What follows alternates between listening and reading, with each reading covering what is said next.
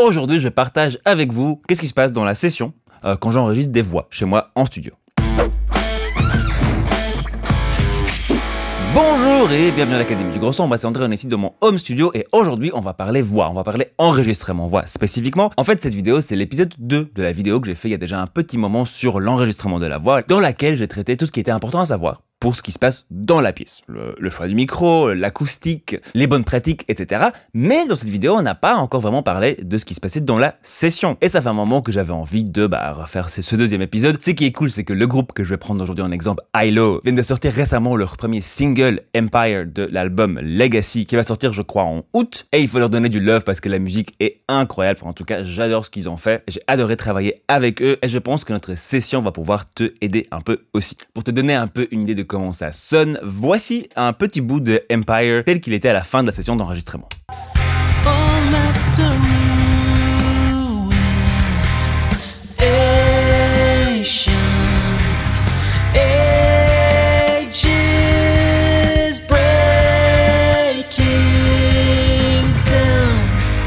Voilà, avant d'attaquer dans le vif de tout ça, prends juste 2 secondes ici pour t'abonner si c'est pas encore fait, un petit like ça fait toujours plaisir, ça nous remonte un tout petit peu dans l'algorithme, et surtout laisse un commentaire si t'as aimé la vidéo, si t'as une question, ça peut être sur n'importe quoi, sur ce que je dis ici dans la vidéo, mais ça peut être aussi sur n'importe quel autre thème de l'audio, tu veux peut-être savoir où j'ai acheté ce magnifique chapeau ici. Après tu veux laisser ce commentaire, tu peux aussi aller sur notre site qui est donc academiedugrosson.com/bonus, et là-dessus, si c'est pas encore fait, tu peux t'inscrire avec ton adresse email et recevoir plein de petits cadeaux bonus bien sympathiques, dont une liste de plugins gratos que tu peux utiliser notamment pour tes sessions de voix. Ok, donc attaquons un peu dans la session ici. Je vais te parler aujourd'hui de 3 choses. De 1, comment j'organise ma session et comment j'organise mon travail pour aller vite, pour être efficace, pour pouvoir se concentrer sur ce qui est vraiment important, c'est-à-dire la performance de mon artiste et rester bien organisé. De 2, qu'est-ce que je mets sur mes pistes? C'est quoi le son qu'on entend, que l'artiste entend pendant qu'il enregistre? Et qu'est-ce que moi j'entends et comment est-ce que je le juge pour savoir qu'on est arrivé au bon port? Et finalement, qu'est-ce que j'utilise comme effet temporel, reverb et délai pour de 1, aider l'artiste à se sentir vraiment dedans, à un peu se perdre dans la musique et me donner un maximum de émotion, et de l'autre côté,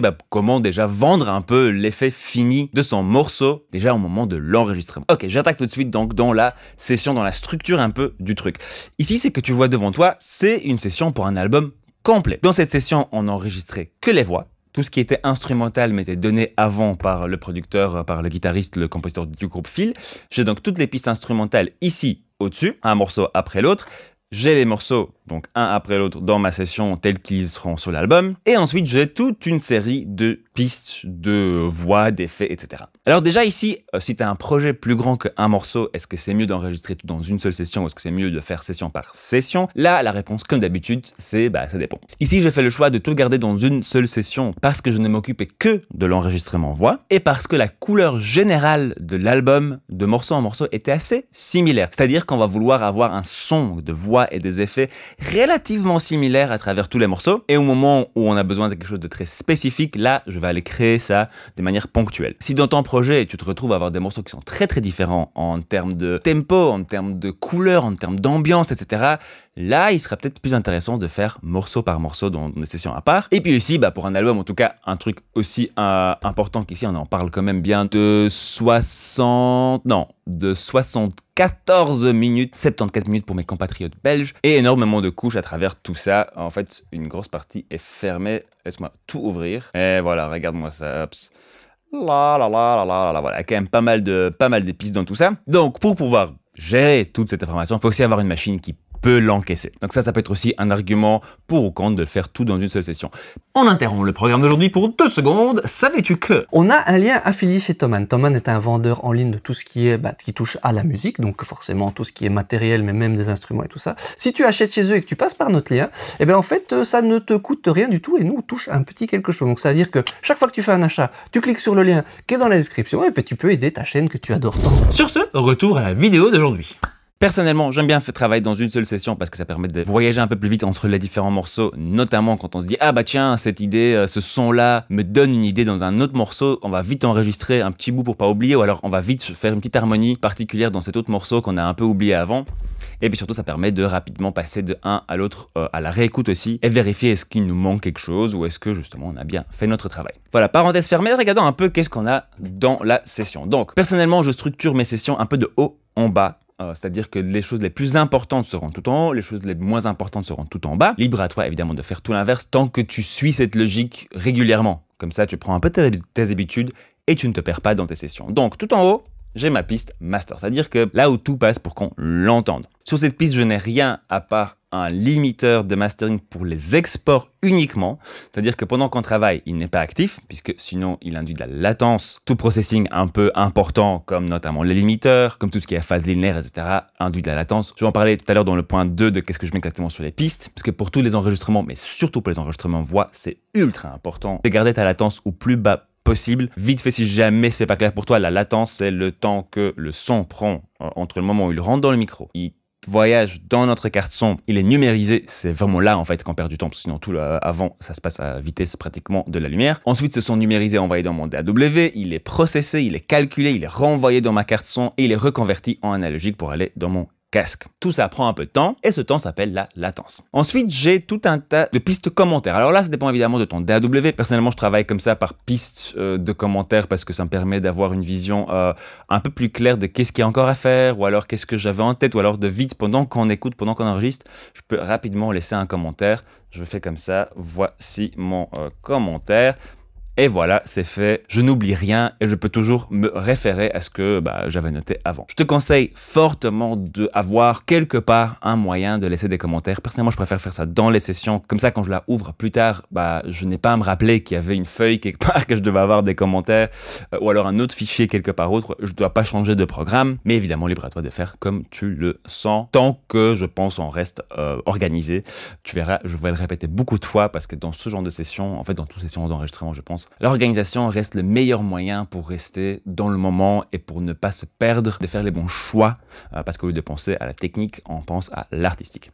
Ensuite, donc, j'ai toutes mes pistes instrumentales. Alors là, en fonction des sessions, ça va dépendre de comment ça se passe. Dans énormément de sessions de voix, je vais quand même avoir des stems un peu séparés. Donc, je vais avoir la batterie, la basse, la guitare, les têtes synthé. Tout ça pour pouvoir faire un mix custom, un mix unique pour la personne qui chante et pour moi-même en fonction des parties. Il y a des parties où je vais peut-être vouloir entendre plus un certain synthé ou alors une certaine guitare. Mais en même temps, je vais être sûr que ces stems et ces pistes ne me prennent pas la tête et ne embêtent pas l'ordi. C'est-à-dire que ici, ce n'est que de l'audio. Sur ces pistes, il n'y a aucun processing. Allez, il y a une petite EQ ici, un tout petit peu, mais qui travaille presque pas et donc qui ne demande pas beaucoup à l'ordinateur. Et ces pistes-là sont déjà très bien mixées, très bien balancées. C'était la version de production du groupe et ça sonnait surtout comme eux, ils avaient envie et comme ils avaient habitude d'entendre. Donc ça, on l'a gardé tel quel. Si jamais je n'ai pas toute l'instru d'un coup, je vais créer un folder, un dossier, un groupe, enfin n'importe quoi, pour quand même avoir un seul curseur de volume pour ma partie instrumentale, pour pouvoir rapidement changer la balance entre la voix et l'instrumental au moment de l'enregistrement. Je ne veux surtout pas que la personne qui est devant le micro ait à attendre que la technique se fasse. Je veux un maximum être dans la position où c'est moi qui attends l'artiste plutôt que l'inverse. Ok, ensuite j'ai tout ce qui est donc les pistes d'enregistrement. Là, on a beaucoup plus de trucs. Tout en haut, ici, j'ai tout ce qui est effet. Effet temporel, donc les reverbs et les délais.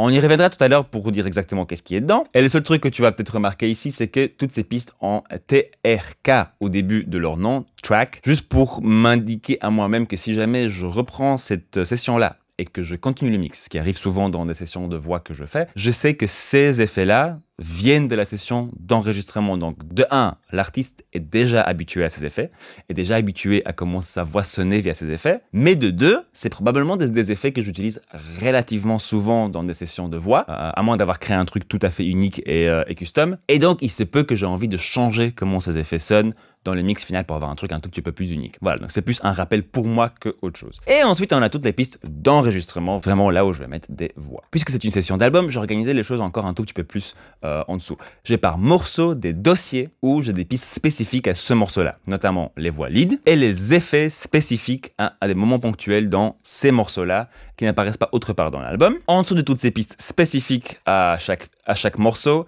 j'ai des pistes qui sont partagées par tous les morceaux. Donc j'ai tout un tas de pistes ici en orange, c'est tout ce qui est un peu doublage, et en rose ici c'est tout ce qui est harmonie. J'opte pour cette approche-là plutôt qu'avoir des dossiers avec toutes les pistes dans un seul morceau pour en fait éviter juste d'avoir trop de pistes. On a déjà énormément de voix, énormément de couches dans cet album. Si je devais avoir par exemple ici sur ce morceau dont on va parler aujourd'hui, j'ai 1, 2, 3, 4, 5, 6, 7, 8, 9 pistes d'harmonie qui jouent.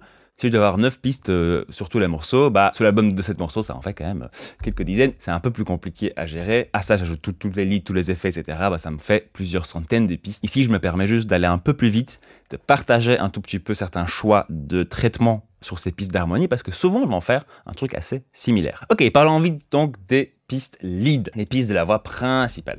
Donc ici, dans mon morceau Empire, qui à l'époque s'appelait Szechuan, apparemment. Alors là, c'est la partie compliquée quand tu es producteur en ingé son et que tu connais un album très bien, mais qu'avec les noms d'origine, les noms de travail, et qu'après tu n'as aucune idée de c'est quoi le bon morceau sur l'album, bah parfois ça fait des moments un peu drôles. Donc ici, je mets une piste de voix lead. Alors pourquoi est-ce que j'en ai 3? Pourquoi ne pas avoir tout sur la même piste? Alors là, il peut y avoir plusieurs raisons.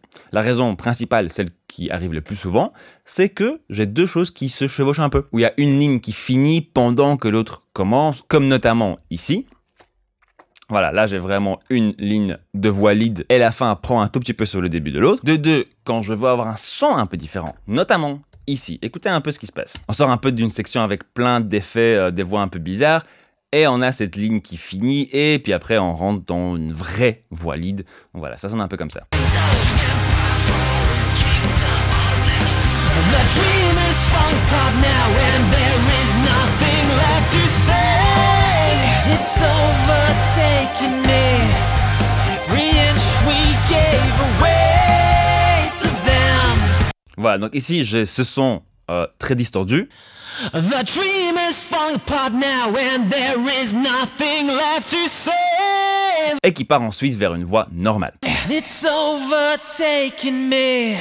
Every inch we... Donc là, pour ne pas avoir une automation d'un plugin sur la piste même, et puis se perdre peut-être un tout petit peu, ou se bloquer avec une automation qui est dans la piste, j'ai juste deux pistes séparées, comme ça je peux tout à fait avoir tout mon contrôle sur les niveaux et sur les sonorités de chaque piste. Une autre raison, ce serait de par exemple vouloir avoir un autre rendu et aussi d'avoir une autre façon de chanter, et donc de pas nécessairement faire les mêmes mouvements, faire les mêmes traitements, la même façon de présenter cette voix. Ici dans un autre morceau, j'ai ces passages-là où on passe d'une seule voix lead au milieu à une lead double stéréo gauche-droite. Donc écoute un peu la différence qui se présente ici. I know it's time to go. I can't stop the aching in my eyes.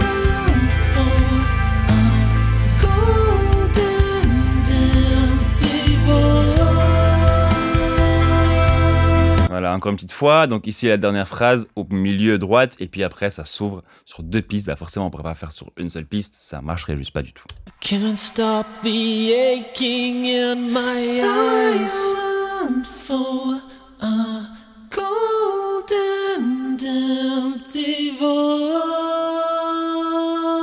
Ensuite, tu remarqueras que j'ai des pistes de couleurs différentes. Je profite de tout ce que je peux pour séparer les choses, pour être le plus organisé possible.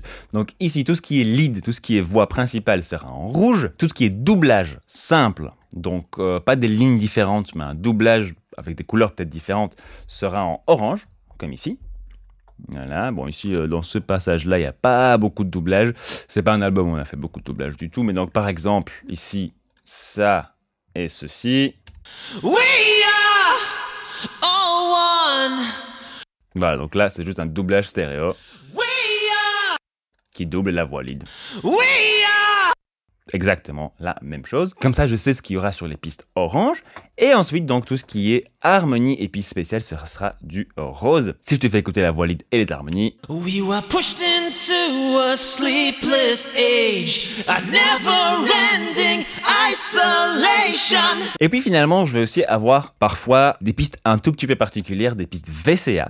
Donc c'est des pistes qui sont des faders, des curseurs de volume qui contrôlent d'autres curseurs de volume. Comme par exemple ici, ce VCA qui contrôle toutes les harmonies. Comme ça, je peux créer mon petit stack, ma petite construction de toutes les voix différentes. Et puis à la réécoute, trouver un niveau de harmonie qui fonctionne mieux avec la voix lead, là où, pendant qu'on enregistre en général, on les écoute très très fort pour se rendre compte comment ces pistes fonctionnent entre elles. Et puis une fois qu'on fait un peu la balance d'écoute, de jugement plus tard, là forcément je les baisse pour qu'elles remplissent plus le rôle tel qu'elles le rendent dans l'album final. Et pour ne pas devoir le faire sur chaque piste séparément et avoir un contrôle rapide au moment de l'écoute, je fais cette piste de VCA que d'ailleurs tu vois, dépendamment des moments, La plupart du temps, elle va rester au même niveau, mais de temps en temps, par exemple ici, j'avais ces 2 pistes harmoniques qui allaient vraiment fort. Et si j'enlève la piste VCA, elle va juste un peu trop fort, je la remets, donc ça c'est un choix que j'ai fait.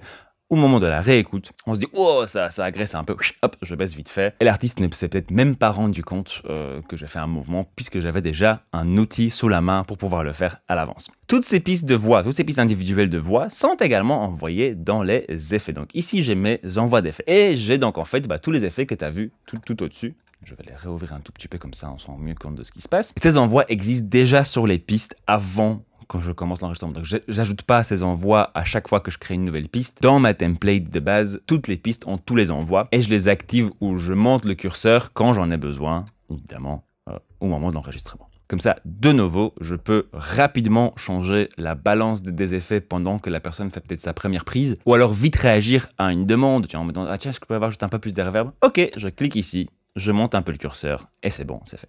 Voilà, ça c'est pour l'organisation de la session. N'hésite pas à me laisser des commentaires si jamais tu as des questions ou d'autres choses que je n'aurais pas couvert, qui seraient intéressantes.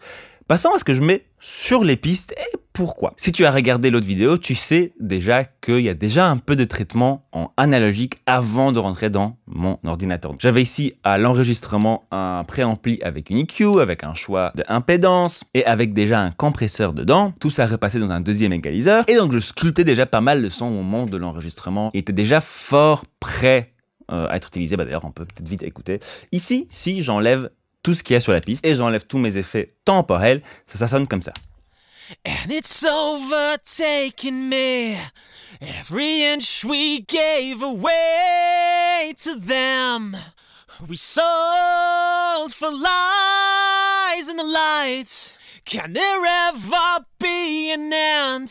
C'est déjà quelque chose qui est compressé, c'est déjà quelque chose qui est assez EQé, on a beaucoup boosté les aigus, etc. Bon là ici je te fais écouter aussi avec du Melodyne, donc déjà avec la correction de pitch, écoutant peut-être vite fait sans, ça tu peux te rendre compte aussi de comment ça sonne sans ça. And it's overtaken me. Every inch we gave away to them. We sold for lies in the light. Et c'est déjà pas trop mal, mais je voulais pousser encore un peu plus loin et surtout je voulais donner à mon artiste l'impression de vraiment entendre la voix finie, mixée, très belle, vraiment sublimée. Ici, attention parce que je pense que ça demande une certaine expérience pour ne pas faire des choses un peu brutales, pour ne pas un peu foirer la chose et en fait faire moins bien que mieux pour l'artiste notamment qui veut se sentir à l'aise. Donc si jamais tu n'es pas sûr de ce que tu fais, si jamais tu n'es pas sûr que ce que tu fais est mieux que comment ça sonnait sans ton traitement, enlève-le. Il n'y a rien de pire que notamment une compression qui te bloque en tant que chanteur, en tant que chanteuse, et qui te donne l'impression qu'il y a quelque chose qui va pas avec ton anatomie. Même si en fait tout va bien, c'est juste la compression qui pompe un peu trop. Donc perso, je m'assure toujours d'avoir plusieurs points de compression qui travaillent chacun pas ultra fort. En analogique, souvent on peut pousser un peu plus la chose, notamment ici pendant l'enregistrement, souvent mon compresseur tapait à moins 10, moins 8 dB de compression, et au-dessus de ça, j'avais encore, regardons tout de suite. And it's overtaken me. Every inch we gave away. Plus ou moins 3 dB encore de compression avec un 11.7.6 ou similaire. Donc au total, peut-être bien jusqu'à 15, voire dans des moments un peu extrêmes, 20 dB de compression. Mais en moyenne, on est plutôt aux alentours de 10 dB de compression tout le temps. De mon expérience dans les contextes un peu denses comme ici, It's overtaken me. Every inch we gave away to them. ça aide vraiment l'artiste à se sentir dans la musique, à ne pas avoir l'impression de faire du karaoké et ne pas se perdre complètement, ne pas s'entendre quand ils vont un peu moins fort. Ce que je voulais faire, c'est qu'Andy puisse envoyer très fort ou presque chuchoter dans le micro et quand même s'entendre dans les deux cas de figure. Quand il crie, ne pas s'exploser les oreilles et quand il chuchote, ne pas se perdre complètement. Forcément, c'était aussi ajusté en fonction des passages. Ok, donc qu'est-ce que j'ai dessus? On part du principe qu'il y a un peu de compression, il y a déjà un peu d'EQ au moment de la prise.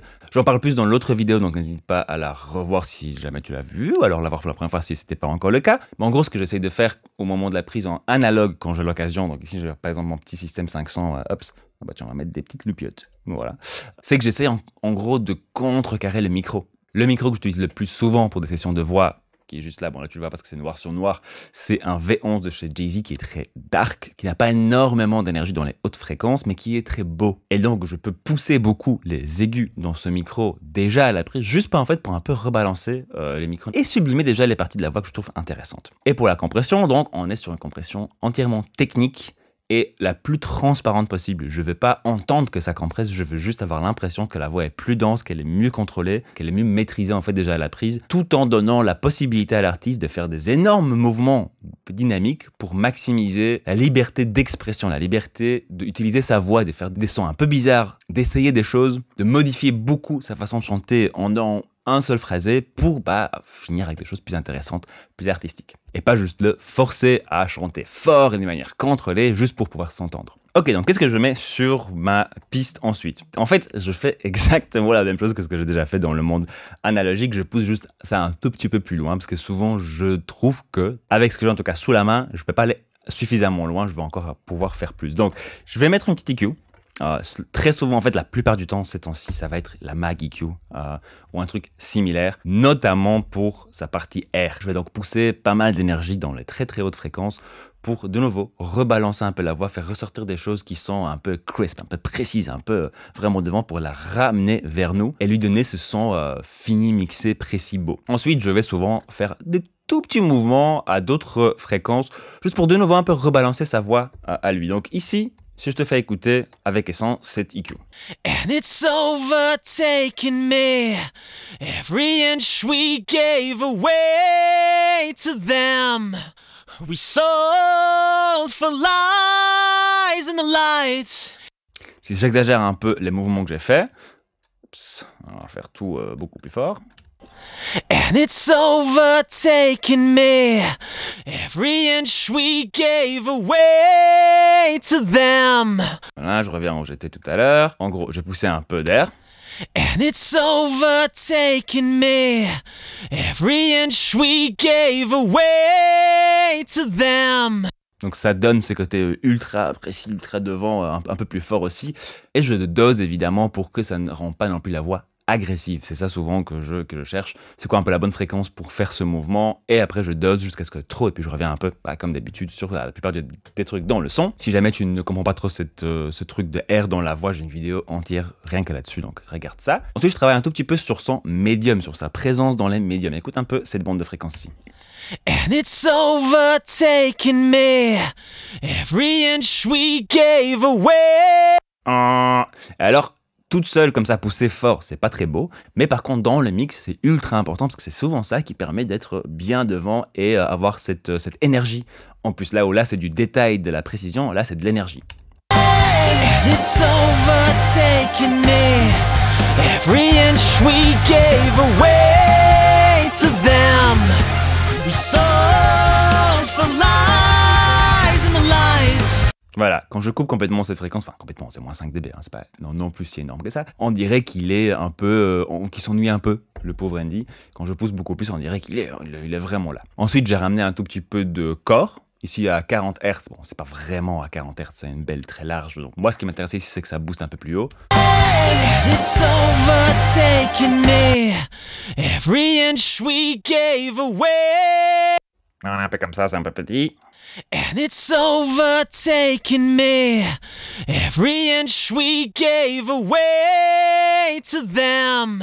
Voilà, donc c'est pas grand chose que je fais, c'est un tout petit mouvement.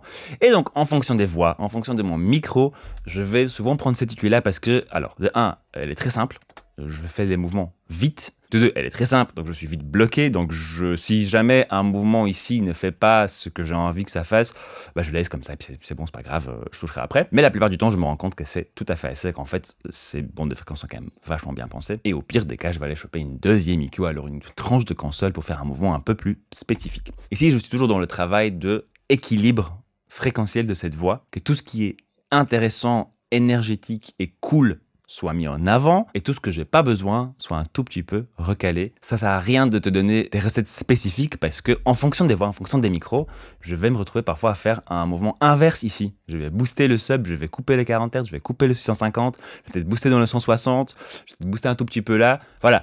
tout va dépendre un peu du micro et surtout de la voix de la personne, puisque souvent le micro, je l'ai déjà un peu recorrigé, si tu veux, en analogue. Et ensuite, je fais un peu de compression. Donc ici, là, c'est particulier, c'est pour ça aussi que j'ai pris cette piste-là. J'ai 2 compresseurs différents, parce que sur ma piste, j'ai 2 endroits d'énergie différentes. Donc je regarde un peu qu'est-ce qui s'est passé ici. Ah bah voilà, on a ici au début, on est dans un contexte beaucoup plus doux. Ou ici.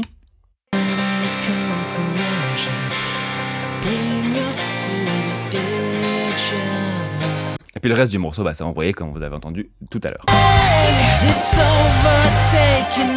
Et donc ces compresseurs, d'ailleurs on va peut-être les ouvrir tous les deux.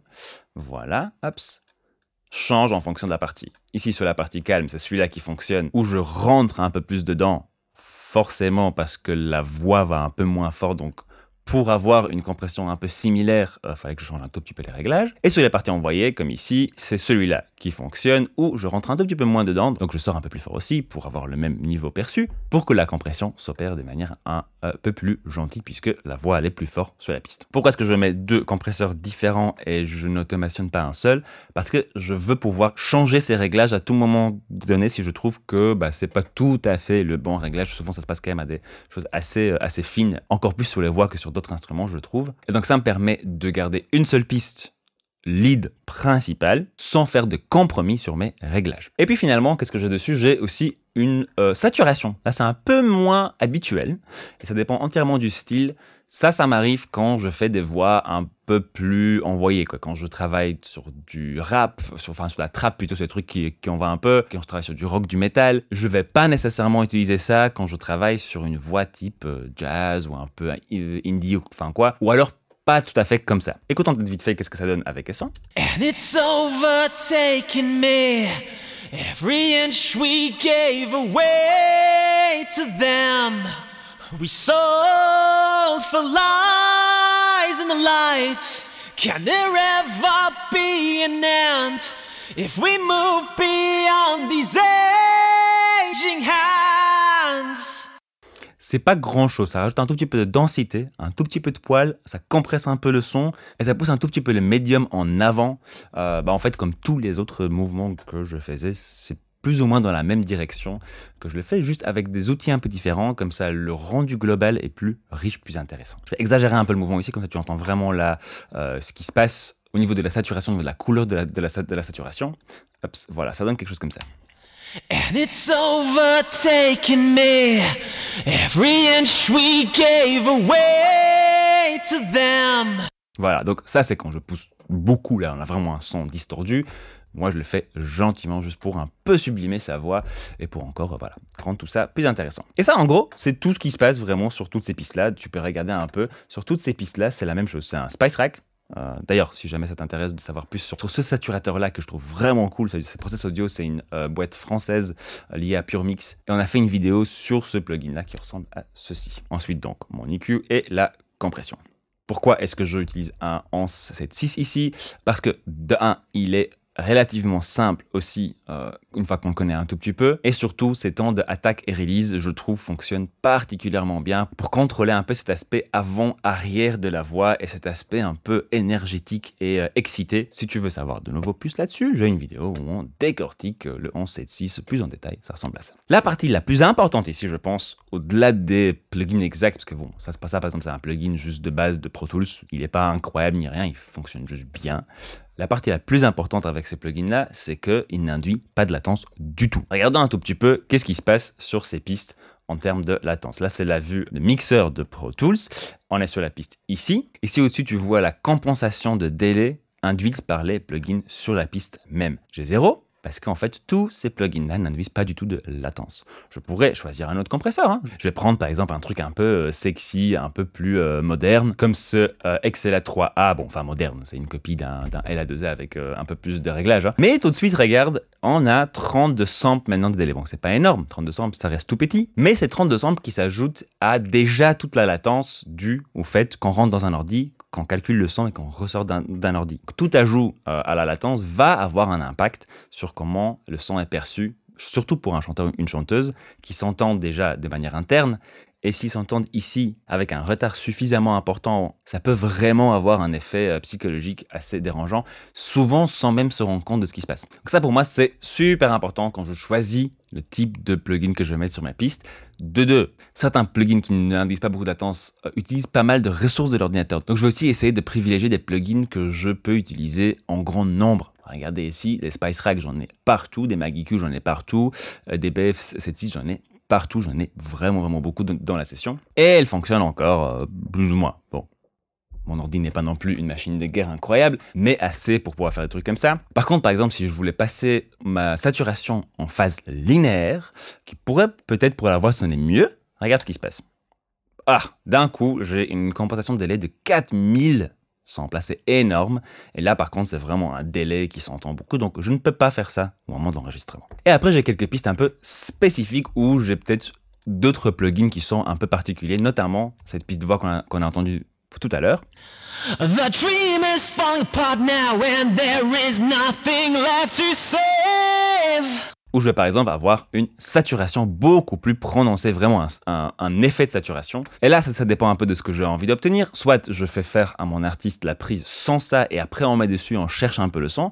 Soit carrément, on enregistre une version brute vite fait, on choisit le traitement et après je lui fais refaire la prise mais via l'effet déjà, comme ça il peut jouer avec, comme si c'était une pédale de guitare de disto par exemple. Je trouve que là ça dépend énormément du ton contexte, de comment l'artiste est aussi habitué à s'enregistrer, à travailler avec des enregistrements, à travailler avec des effets. Je connais beaucoup de gens qui sont pas trop fans de ça, qui sont un peu choqués, mais je connais aussi des gens qui adorent ça et qui adorent justement jouer, et c'est un peu leur highlight de la session de faire ça. Et finalement parlant des effets temporels, donc tout ce que tu entends ici. If we keep on pretending to live under the shadow of the gods.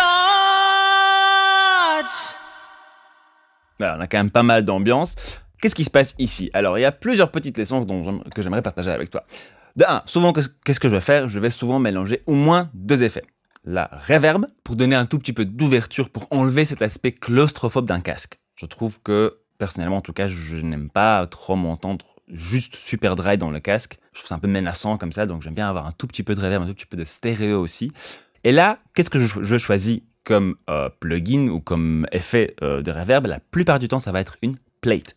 Pourquoi? Pour ne pas donner à mon artiste l'impression d'être dans une pièce. Je ne veux pas non plus leur faire cet effet un peu toilette ou douche. Je veux juste un peu donner cette ouverture et ce souffle autour. Et la plupart du temps, je vais privilégier des reverbs qui sont assez chaudes, qui n'ont pas énormément de détails dans le haut, parce que je veux pas que ça vienne titiller un peu son oreille et lui faire attention à autre chose que la performance vocale. Donc souvent, ça va être une plate très chaude, notamment la Little Plate de chez Soundtoys, que je trouve qui marche presque à tous les coups, sauf dans ce projet ici qui se veut un peu sci-fi, qui s'y veut un peu froid, notamment dans sa couleur. Et là, j'ai préféré utiliser aussi une plate, aussi un peu vintage, mais d'une couleur un peu plus ouverte. Ici, bon, c'est une UAD pure plate. Au niveau des temps, bah là, c'est entièrement dépendant de ton contexte. Forcément, si tu fais une balade un peu indie pop, un peu noyée dans la reverb, bah ça va être des temps beaucoup plus long. Si c'est un morceau rap rapide, là, bon, on va peut-être même pas mettre de reverb ou alors mettre une beaucoup plus courte, peut-être même en dessous d'une seconde. Ça fait un peu expérimenter. Et je te conseille de l'expérimenter, toi, devant le micro, avec le casque, tel que ton artiste va l'entendre, ou tel que toi, si tu t'enregistres toi-même, tu vas l'entendre. Parce que le régler juste en tant qu'un ingé son, en tant que mixeur, c'est très différent de l'impact que ça donne quand on a notre voix dans le casque, avec l'effet. Souvent, on se rend compte que la balance n'est pas du tout la même au moment de l'enregistrement qu'au moment du mix, etc., etc. Donc ça, pour moi, c'est ultra important. En fait, tous ces réglages, déjà, idéalement, vérifie-le toi-même, devant le micro, avec le casque, sur la musique. Essaye de chanter, même si t'es pas chanteur, c'est pas grave. Tu dois pas faire une belle performance, tu vas juste juger l'apport de tes choix pour la personne qui va chanter. Je passe à la suite. Deuxième effet que je mets presque toujours, c'est un petit slapback. Donc un petit écho très rapide. Ici, on est à 73 millisecondes, 73 millisecondes. Ici, on est même juste mono, feedback à minimum, je veux juste une seule répétition, donc c'est un peu le son Elvis, le truc dont on vous a déjà parlé plein de fois. Ça permet juste de donner un tout petit peu de nouveau d'air, un tout petit peu de vie dans la voix, bah, d'ailleurs, en fait, écoutons simplement. Donc si je te fais écouter tout ça avec que le slapback. If we keep on pretending to live under the shadow of the gods. Mechanical corrosion, bring us to the edge of ascension. Voilà, là je l'ai poussé beaucoup, je l'ai poussé de 12 dB pour que tu entendes bien l'effet. Dans mon mix au moment d'enregistrement, c'est assez doux. L'idée, c'est pas que ce soit entendu, c'est que c'est ressenti. Et après, à côté de ça, je vais avoir quelques effets en plus. Alors moi, personnellement, j'aime bien avoir donc un slapback, une reverb, et puis après, au moins 2 délais. Un délai mono, ou en tout cas un délai un peu plus au milieu, un peu plus analogue, un peu plus chaud, qui s'entend peut-être un tout petit peu moins, et qui fait la liaison entre les syllabes, que je vais pas mettre très fort, et un délai stéréo qui va souvent être beaucoup plus filtré, beaucoup plus distordu souvent aussi, qui lui par contre sert un peu de ouverture et un peu de petits sons cristallins autour de la voix, que je vais aussi pouvoir doser peut-être en fonction de la partie. Comme ça, avec ces 4 effets-là, je peux faire ma petite soupe, ma petite cuisine un peu particulière pour chaque chanteur, chaque chanteuse, et je vais évidemment changer à chaque fois en fonction des morceaux, etc. Un tout petit peu ces réglages. Je pars d'une base commune, j'ai ces effets dans ma template avec, pour certains trucs, peut-être 2 ou 3 options, notamment ici, j'ai un Echo Boy et j'ai un Mooger Fooger. Ici, visiblement, c'est l'un dans l'autre, pourquoi pas. Si ça fonctionne, ici, visiblement, ça fonctionnait. Pour chacun de ces effets, je vais avoir une tranche de console pour pouvoir rapidement EQer ou alors compresser un peu la chose si j'en ai besoin. La plupart du temps, je ne touche pas, mais si j'ai besoin, elle est là, elle est prête, on peut y aller. Et alors là, c'est le pro trick de la mort qui tue. J'ai aussi ce petit plugin, le petit M que vous voyez ici, le Mute-O-Matic de chez Sound Radix. Alors le Mute-O-Matic, c'est un plugin ultra simpliste, super puissant, qui permet de muter automatiquement une piste en fonction de ce qu'on est en stop, en play ou en rec. Ce plugin-là coupe ma piste uniquement en stop. Quand je fais play ou quand je fais rec, elle est ouverte. If we keep on pretending. Mais dès que je fais stop, tout se coupe d'un coup. Comme ça, quand on se parle, entre les prises, on n'a pas truc qui reste. Quand on parle, ça fait pas des délais, etc. Et ça t'enlève le besoin d'aller à chaque fois muter les choses et puis peut-être oublier, et puis se dire « Ah mince, oui, là, il vient de faire une prise sans les effets, du coup, c'était différent pour lui ou pour elle. » Ça t'enlève juste un des trucs à penser dans cette liste interminable de choses auxquelles on doit déjà penser quand on fait un enregistrement. Et puis, un tout dernier truc en bonus, c'est tout ce qui est effets spéciaux. Alors, moi, personnellement, ce que j'aime beaucoup faire, c'est faire les effets spéciaux au moment de l'enregistrement. Donc, si on a déjà une idée, notamment ici, j'ai un délai envoyé, un délai jeté, comme on dit, un throw delay, qui sonne comme ça. Donc, dans le contexte avec la voix lead. We build up from the ground. Ce genre d'effets, évidemment, on pourrait les faire au mix, mais moi, personnellement, je préfère les faire tout de suite au moment de l'enregistrement, quand on est frais, quand on est dans le mouvement, quand on est dans l'artistique, et choisir l'effet avec l'artiste dans la pièce. Comme ça, une fois que c'est validé, souvent, en fait, ça on n'y touche plus beaucoup, et on l'intègre dans les mix plutôt que de devoir le créer à partir de zéro quand on n'est peut-être pas du tout dans le mood et dans l'émotion du morceau tel qu'on était au moment du rec. Ici, quand j'enregistre, je sais qu'est-ce que l'artiste voulait dire, je sais comment il se sent, je sais c'est quoi l'effet de ce mouvement-là. Donc je peux, je pense, la plupart du temps choisir des choses mieux. Donc je vais vite faire cet effet-là, je le print, c'est-à-dire que j'en fais une piste audio. Je ne garde pas cet effet ouvert tout le temps. Notamment ici, en fait celui-là venait, je pense, d'une de ces pistes cachées ici, que j'ai créé exprès pour ce moment-là, et puis après je l'enlève, je garde juste l'audio, comme ça je vais pas aller retoucher ça tout le temps. Et c'est pareil pour tous les autres effets un peu spéciaux, notamment ici on avait fait dans l'intro un truc un peu fun.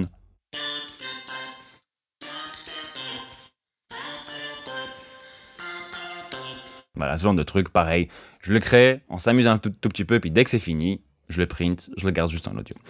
Voilà, ça fait une grosse vidéo quand même sur les sessions d'enregistrement de voix. N'hésite pas, comme je disais tout à l'heure, à me laisser tes commentaires, à poser des questions, à demander s'il y a d'autres choses que tu veux voir là-dessus. Et surtout, n'hésite pas à aller streamer le morceau Empire de ILO, alors tout l'album si tu vois cette vidéo un peu plus tard. Si t'aimes bien le rock ou le metal progressif, un peu sci-fi, un peu cool comme ça va être du temps bien passé, je pense. Merci beaucoup d'avoir passé ce petit moment avec moi.